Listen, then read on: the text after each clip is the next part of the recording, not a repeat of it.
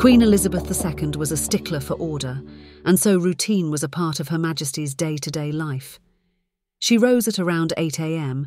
and would be greeted by a piper who played at 9 a.m. on the terrace beneath her apartment at Buckingham Palace.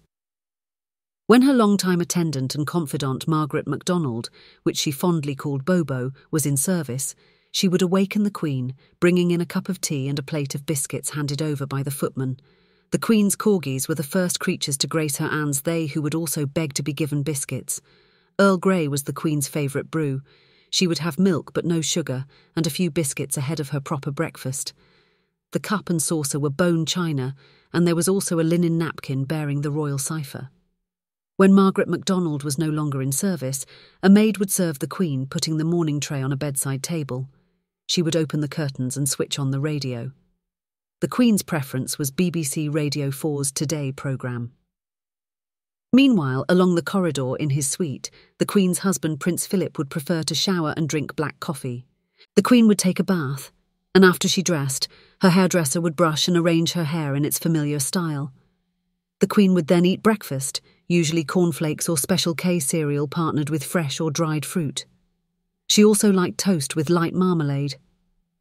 Breakfast was served at 9 a.m. in the Queen's first-floor dining room overlooking the palace garden. She would have breakfast from Tupperware containers. A thick white napkin embroidered with her emblem was folded on the table next to the containers, along with a cup and saucer for Earl Grey tea, honey and maple syrup, and silver spoons for the 2 types of light and dark marmalade. Each item had its exact position, all brought by a tail-coated footman who followed detailed plans on where to put things. The Queen would read the morning paper, particularly the Daily Telegraph, the Racing Post, and when it was still in printing circulation, the Sporting Life. She also scanned all the morning papers and would receive a batch of press cuttings each day. After breakfast, the Queen would proceed to her Chippendale desk in her sitting room, which was stuffed with family photographs, mementos and knickknacks. 2 inkwells were on her desk. One contained black ink, which the Queen used to sign official documents, the other green for personal letters. She always used black blotting paper so that no one could see what she had written. Her stationery was kept in a leather folder bearing the royal crest. Nearby was a bowl of water for her pet corgis. They would be brought to her after their morning walk. They would always be within Her Majesty's sight. Queen Elizabeth II worked until lunch at 1 p.m, reading up to 300 letters delivered in a white wicker basket. These letters would contain everyday human concerns, from a desperate mother to an adoring child eager to receive her signed photograph. Every letter, except from those cranks, would get a reply, usually answered by a staff or by a lady-in-waiting. The Queen met, separately, 2 of her staff, including her private secretary. They would bring in the daily quota of official paperwork coming not only from Great Britain, but also from other Commonwealth realm, like Canada, Australia and New Zealand, where the Queen also reigned as head of state. The Queen liked to be informed with state affairs. While her ceremonial duties prevented her from altering any decision passed by the government or the Parliament, she wanted to be sure that she knew exactly what she's putting her name into. Wherever she was, the Queen received, from government ministers and from her representatives in the Commonwealth and foreign countries, official documents sent up to her by the private secretaries in the famous red boxes. All of these papers had to be read and, where necessary, approved and signed. In the mornings, the Queen would often give audiences to foreign diplomats, military chiefs, English bishops and judges, which would last between 10 and 20 minutes. On investiture days, the Queen moved to the palace ballroom for 11 a.m. to present the honours in the hour-long ceremony. In later years, the Prince of Wales, Princess Anne and the Duke of Cambridge took over these duties. Royal away days took the Queen, often accompanied by Prince Philip before his retirement out of London. Sometimes they would spend overnight on the royal train, especially when they travelled to a city or region. If the Queen did not have any engagement at midday, she enjoyed a light meal with Prince Philip or one of her children or grandchildren. Occasionally, a lady-in-waiting was invited. There was a time when the Queen and Prince Philip used to invite a dozen guests from a wide variety of backgrounds to an informal lunch.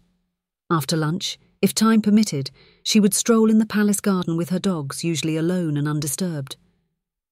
Sometimes the Queen travelled to a nearby event or, in summer, hosted a garden party. At least 3 garden parties would take place at Buckingham Palace and a 4th at the Palace of Holyrood House in Scotland.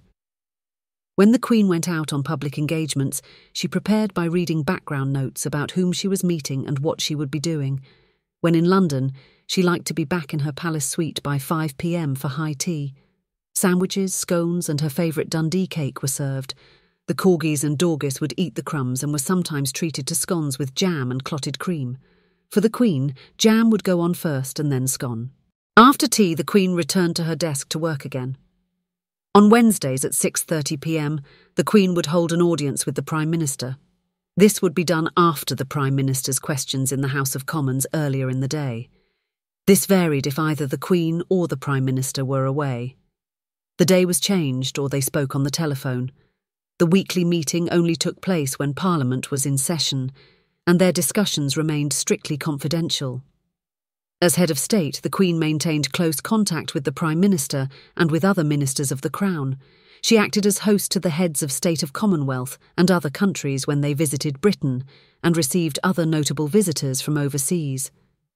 At about 7:30 p.m, a report of the day's parliamentary proceedings, written by one of the government's whips, arrived, and the Queen always read this the same evening. The Queen's Day ended before dinner, which was served at 8:15 p.m. When Prince Philip was at home, they would chat about their respective day's work. When there were no guests and no public engagements, dinner was a relaxing one for the Queen and her husband, who preferred to change into comfortable clothes. The Queen was not overly interested in food, but she liked lamb, roast beef, mutton, grouse and salmon. She also enjoyed a gin and Dubonnet cocktail and occasionally drank wine with dinner. She would take a polite sip of wine if offered it, or for a toast. Soberly, Malvern mineral water was also a royal favourite. There were nights when she was out for evening engagements, but more often she spent part of the evening on her official dispatch boxes. She developed a form of speed reading to scan the sheer volume of pages she received. On some lazy nights she would enjoy comedy shows, documentaries or environmental programmes on TV. She also did jigsaw puzzles, crosswords and Scrabble. Like all British monarchs, the Queen kept a diary, and she religiously wrote a page every day. And by 11 p.m, Queen Elizabeth II would retire to bed, calling it a day.